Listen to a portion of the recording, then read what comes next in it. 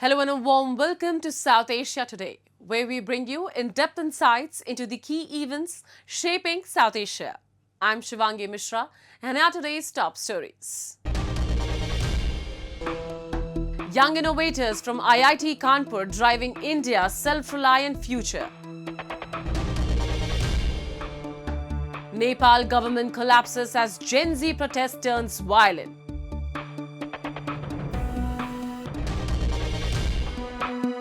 And Tokyo hosts World Sushi Cup Japan for international chefs. Let's begin the show. India's innovation story is being written by its young entrepreneurs, and IIT Kanpur stands at the center of this transformation. From robotics to aerospace, wireless charging to cybersecurity, its startups are building technologies that strengthen self-reliance and global competitiveness. Backed by government support and guided by vision, these ventures are not just shaping industries, they are shaping the nation's future as a global leader in technology and innovation. India's startup ecosystem is soaring, driven by young innovators reshaping the nation's future. At the forefront is IIT Kanpur's Startup Incubation and Innovation Center, SIIC, a launchpad providing funding, mentorship, and resources for bold ventures. Among its success stories is Aditya Pratap, founder of Xterra Robotics, whose team has built quadruped and humanoid robots for farms, factories, defense, and disaster sites. Designed to work alongside humans, these robots handle monotonous, risky, or messy tasks, making work safer, smarter, and more efficient. So this robot is built with the ideology that these robots are capable of moving around us. Usually you will see robots which work in isolation in cages in industry, industrial, automotive, or even warehouses. But these robots are designed to work around us. So SIIC, IIT Kanpur had provided us the environment first to build these kinds of robots, as well as being in IIT Kanpur, it has been fruitful to work with the students which are part of this institute. Balaji Sriram, a PhD graduate from IIT Kanpur, founded Symmetricals with support from SIIC. The startup is pioneering India's first indigenous wireless charging technology for EVs, drones, and robots. Backed by government grants and investors, it has already secured international orders, driving India's self-reliance in this critical sector. I had received a government grant. It's called the PFC CSR scheme. Over a period of 4 years, we established ourselves as a wireless charging company, not just in India but also in abroad. So now we have orders from abroad also, from Australia, from Dubai, and from New Zealand, and also from Malaysia, and even from Singapore. Rohit Srinivasan, co-founder of Dream Aerospace Technologies, is developing green and reliable propulsion systems for satellites and space missions. Aligned with the Make in India vision, the startup aims to make space exploration cleaner, safer, and more cost-effective, bringing India closer to a sustainable future in space. We are also focusing on making India product only. We are whatever the product right now, completely we can go for a make in India, completely which can be developed and manufactured in India and then utilized in India itself. IIT Kanpur Startup Incubation and Innovation Center is providing resources, guidance, and opportunities to many such startups. The aim here is not just to create companies but to contribute to the nation's progress. We have approximately 150,000 square foot of usage space. Our primary goal is to support all kinds of startups wherever we find that there is a potential for helping the country grow.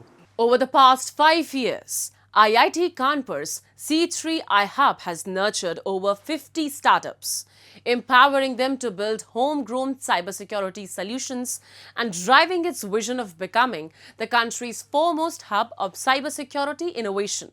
Recently, the hub brought this journey to life through Connect 1.0, a two-day power-backed showcase where incubated startups unveiled breakthrough technologies, highlighting India's growing strength in safeguarding the digital future. At Connect 1.0, organizers stress the urgent need for indigenous cybersecurity solutions, especially in today's evolving security landscape. The Government of India is backing such innovations across sectors, and C3I Hub startups are stepping up to the challenge. The whole objective is to how we get those startups uplifted to come with the innovative and indigenous solution, which can help us to prevent the cyber attack, or rather to increase, or rather to strengthen the cybersecurity posture. It is very, what C3I does is highly impactful for not only the founders and the startups here, but it basically meets the goals that are set by right from the Prime Minister of the country down to every government agencies. So whatever C3I doing is very highly impactful. One such venture, Aeroseas Aviation India, is developing cost-effective kamikaze drones with GPS-denied navigation designed to withstand anti-drone technologies and jamming systems. The Ministry of Defence itself posed this challenge, and the startup responded with a breakthrough solution for the nation's defence. So what we are doing is we are actually trying to build kamikaze drones that can actually intercept these drones, which are actually comparatively cheaper than your air systems or the Akash air system or even the S-400 missile system that we have. Our drones are, they'll be completely autonomous. They can track other drones in any vicinity, and they can actually attack those drones, and they are much more cheaper to operate as well. So there is a need for a very focused initiative here, which fortunately the Government of India has realized and is started taking the steps towards it, which is to provide support to develop critical technologies within the country in multiple domains. From robotics to aerospace, wireless charging to cybersecurity, IIT Kanpur's innovators are redefining self-reliance. With government support and bold ideas, these startups are not just building companies, they are building India's future as a global technology leader.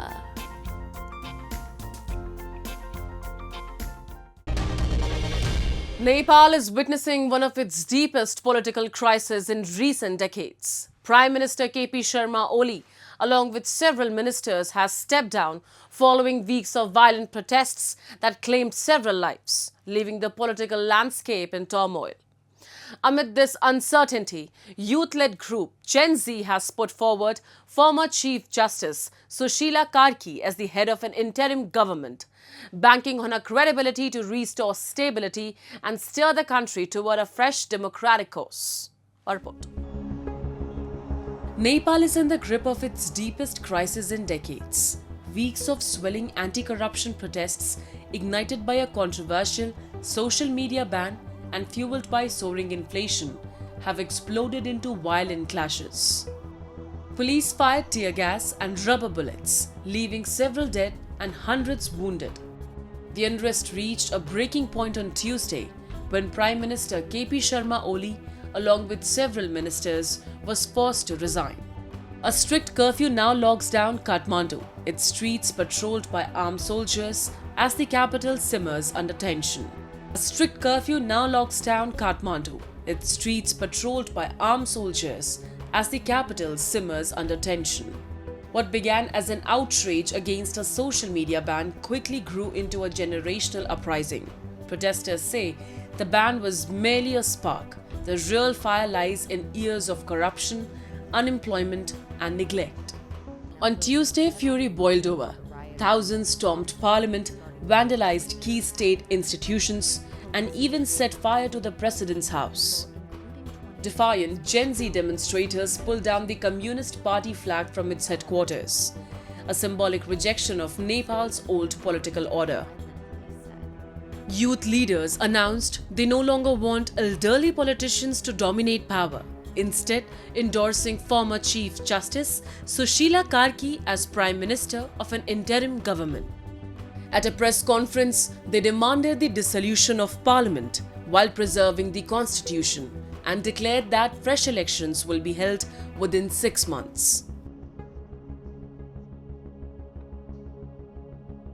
We need a interim government for now, for which we have proposed Sushila Karki, because she was the Chief Justice and she has always been fighting for the corruption, against the corruption. That's why right now the first thing is the interim government, the second thing is dissolving the current parliament, and the third thing is maintaining law and order in the country. These are the things, three things that we are looking forward for now. Other than that, the other agendas, the political agendas, we have to discuss it in the whole team before we present it to the society, before we present it to the world.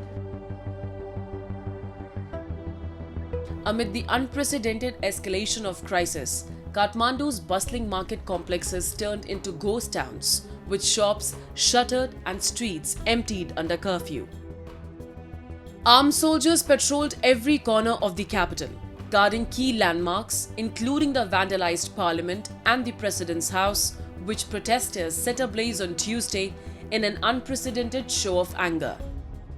Nepal's Army Chief General Ashok Raj Sikhdel called for anti-corruption demonstrators to halt protest plans and engage in talks following Prime Minister KP Sharma's resignation. Sikhdel also sent his condolences to the families of the protesters killed in the protests. वर्तमान असहज परिस्थितिलाई सामान्यीकरण गर्दै राष्ट्रिय एवं ऐतिहासिक सम्पदा, सार्वजनिक एवं नागरिकहरूको सम्पत्ति, आम नागरिक, मित्र राष्ट्रका कूटनीतिक नियोग तथा नागरिकहरूलाई सुरक्षाको प्रत्याभूति दिई राष्ट्रको सर्वोपरि हितको रक्षा गर्नु हामी सबैको साझा कर्तव्य हो। तसर्थ यस विषम परिस्थितिबाट राष्ट्रलाई शान्तिपूर्ण तवरले निकास दिनको लागि आन्दोलनरत समूहलाई आन्दोलनका कार्यक्रमहरू स्थगन गरी वार्ताको निमित्त आह्वान गर्दछौँ। जय मातृभूमि, जय देश। Earlier, the government stated that individuals using fake social media accounts have been responsible for spreading hate speech, disinformation, fraud, and other online crimes. The announcement triggered widespread unrest, with large numbers of young people pouring into the streets, branding the demonstrations as a protest by the new generation of Nepal. The situation escalated when thousands of protesters attempted to breach police barricades outside the parliament building, prompting authorities to impose a curfew in the area. We're here today for the anti-corruption ban and the ban of social media. There are people dying in the streets. I've seen 10 different people, more than 15 actually, more than 15 people dying, being shot. There is not enough ambulances. The hospitals are running out of resources. The government does not care about us. They do not care if people die. They're killing little children, people in school uniforms with school ID cards. This government does not care about us. It's time for us to get on the streets, wear our masks, wear our helmets, and come down on the street and challenge the government, because I feel like they're taking us for granted at this point. Various countries, including India, have issued travel advisories for citizens in view of the prevailing situation in Nepal. New Delhi has also enhanced security measures at the border areas.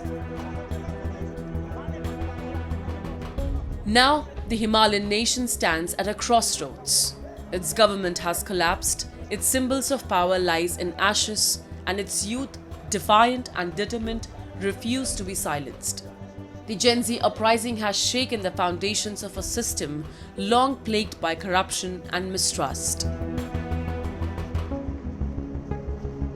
Whether Nepal's leaders choose dialogue and reform or repression and violence will decide if this moment becomes the birth of a more accountable democracy or just another chapter in the nation's long cycle of turmoil.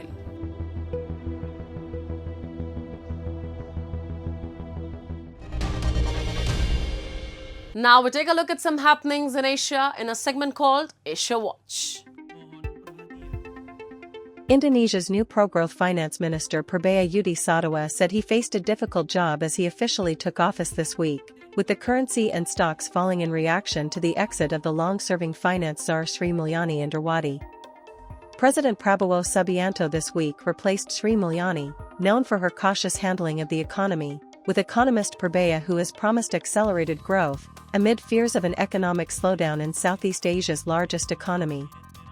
Sri Mulyani said her farewells during the ceremony at the Finance Ministry, with Senior Economic Minister Erlangga Hartarto and Bank Indonesia's Senior Deputy Governor Destri Damayanti in attendance.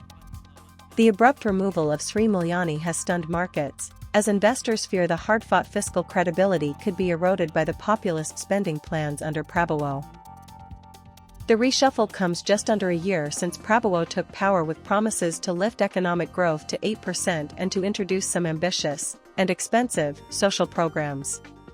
Growth has largely hovered around the 5% mark post-pandemic, with no immediate signs of a spike in economic activity under Prabowo.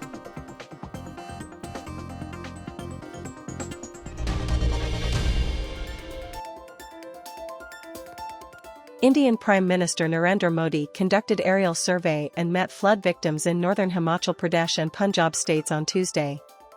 He also held meetings with officials to review the relief measures undertaken and announced package of 150 billion rupees, $181 million, and 160 billion rupees, $194 million, for Himachal Pradesh and Punjab respectively.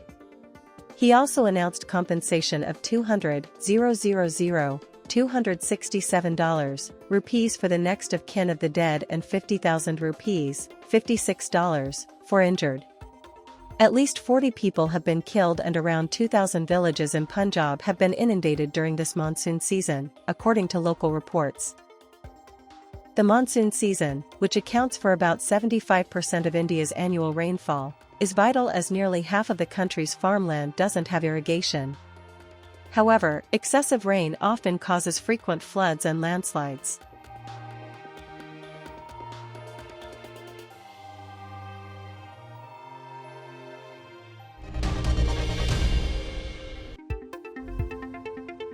Hong Kong shut schools and many businesses closed this week as severe tropical storm Tapa came within 170 kilometers (106 miles) of the territory with gale-force winds and heavy rain bands affecting much of the financial hub, prompting the cancellation of some flights. Damage seemed minimal, with streets mainly calm and no reports yet of landslides and major flooding on Monday morning. Most transport, including ferries, buses, and trams, was suspended, while the city's mass transit railway system was running at longer intervals. Hong Kong's observatory said the Typhoon 8 signal, its third highest, would remain in place until at least 11 a.m., 3 o'clock GMT. Businesses can reopen if the signal is lowered, but schools will be shut for the full day, the city's education bureau said. Sustained winds of 101 km per hour, 63 miles per hour were recorded near the city's international airport on Lantau Island on Monday morning, with maximum gusts of 151 km per hour. Tapa made landfall over Taishan in China's southern Guangdong province, and it is expected to move away from Hong Kong gradually.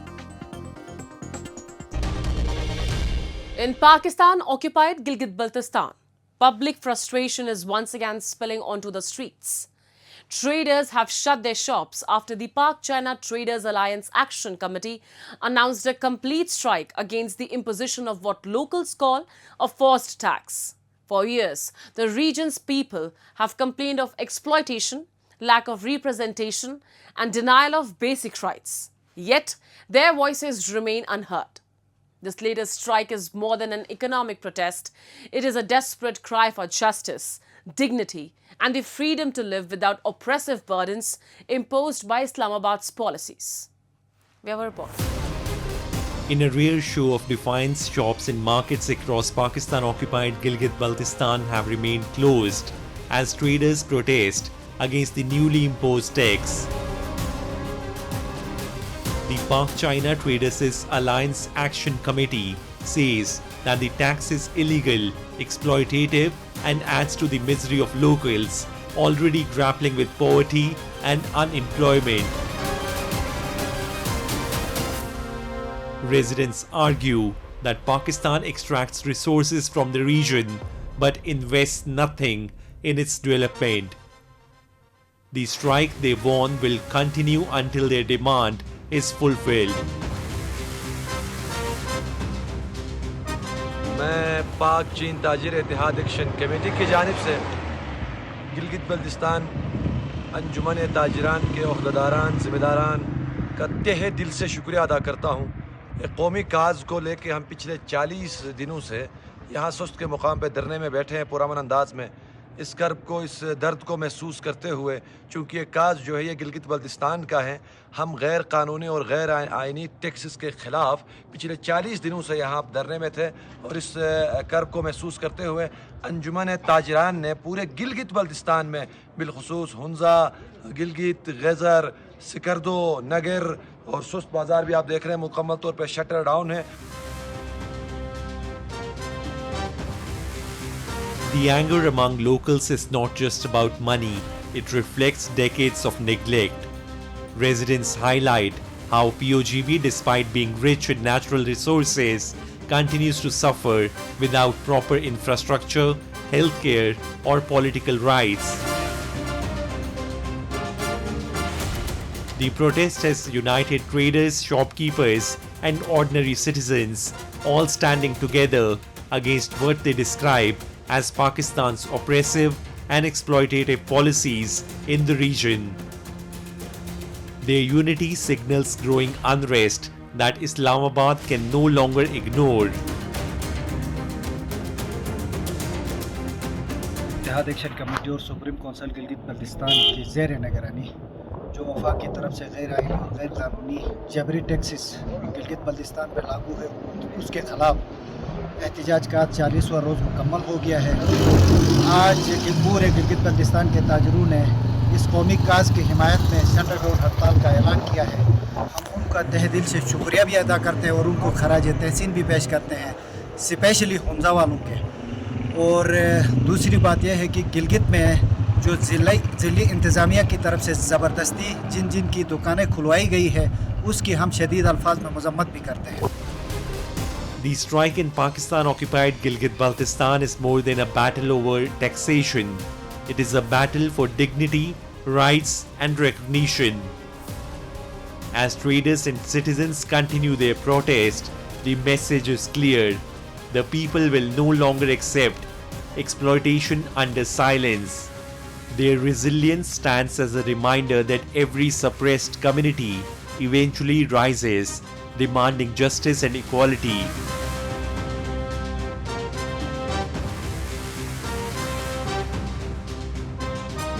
What began as a strike may well grow into a much larger movement against Islamabad's continued subjugation of POGB.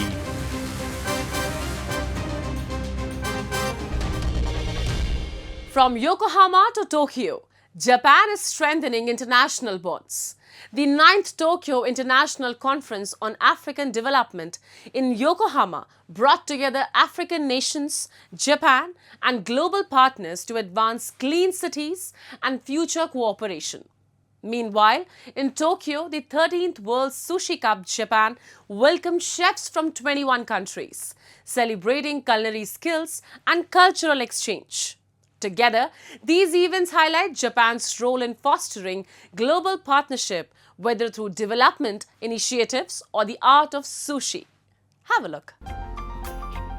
The 9th Tokyo International Conference on African Development was held in Yokohama, marking the 4th time the city has hosted the event. Participants included not only representatives from African nations in Japan, but also delegates from other Asian countries, partner nations, and international organizations. The African Clean Cities Platform, ACCP, representing 47 countries and 200 cities also participated. アフリカのきれいな街と健康な暮らしの実現に向けてさまざまな取り組みに力を尽くしております。本市の経験、そして日本の経験、アフリカの皆様の経験、そういったことをお互いに共有し、マッチングし、議論しようではありませんか。The mayor of Yokohama, Takeharu Yamanaka, announced contributions to the African Clean City Initiative, drawing on Yokohama's historical experience. At the business conference, Japanese companies and African nations showcased their strength in technology, products, and other areas. それからこれまでの TICAD でも脈々と取り組んできたことの一つとして国際協力を進めてきました。例えば資源の廃棄物管理だったりとか水道だったりとか港湾っていったことをやっています。同じく続けてきたことの一つに次世代育成があります。高校生ですとリアルにお互いの国を行き来しながらの交流をしたりとか、中学校小学校では給食を通してアフリカのことを知るっていうことをやってます。1年前に大学を休学してアフリカへ渡航しました。東アフリカを中心とする国で難民支援やアパレルでの企業でのインターンシップ、ボランティア経験などをさせていただきました。Friends about going into Africa. So how do they want to connect to Africa? So I'm still trying to figure out like what the direct contact between the Japanese companies and the Africa. So the system is very nice. 2年後にはグリーンエキスポがありますし、新しいグリーン社会に向けた取り組みをこの TICAD を通しても世界に向けて発信していきたい。Through years of effort, Yokohama has built a clean and comfortable city, serving as an ideal model for the future of African societies. The 13th World Sushi Cup Japan was held in Tokyo with the goal of selecting the top foreign sushi chefs in the world. Following global preliminary competitions and nominations, 30 foreign sushi chefs from 21 countries and regions took part in the event. For the final creative sushi competition, 15 outstanding chefs were invited to showcase their skills. From there, 15 outstanding chefs were selected to compete in the final round of the creative sushi competition. 日本に来て日本のお米、日本のお水で、本物のお寿司っていうのを感じていただく機会にはなっていたと思いますので、ぜひ帰ってからも美味しかった日本のお寿司を自分の国でも再現していただければと思ってますし、願わくば日本のお米、日本の水産物をさらに活用をして、使っていっていただければなというふうに期待をしています。In this creative sushi competition, the key focus is on demonstrating proper sushi making skills along with originality and creativity. Throughout the long history of the Sushi Cup, numerous lectures have been conducted by Japanese experts worldwide to promote correct techniques in handling raw fish and preparing sushi rice. About the beauties of Japan, the Mount Fuji, the flowers, the biodiversity, and anything. Learn for him master, a great sushi chef from Japan, which opened the first restaurant in Romania. So I bring the plates back to Japan and I try to make traditional Japanese arrangement. The top title was awarded to Aris Zapanikis from Lithuania. Most importantly, it's nice to meet a lot of good chefs, and people like judges, it's very inspiring. And yeah, I'm speechless, really. Thank you so much, everyone, and yeah. Not only the winner, but also the participating foreign chefs will serve as sushi ambassadors in their respective countries. Their activities will help promote the spread of traditional sushi culture and increase the demand for raw fish and sushi ingredients. As we wrap up today's episode of South Asia Today, we thank you for joining us. We'll return next week at the same time with more insights and updates. This is Shivangi Mishra signing off on behalf of our entire team. Until then, stay safe and goodbye.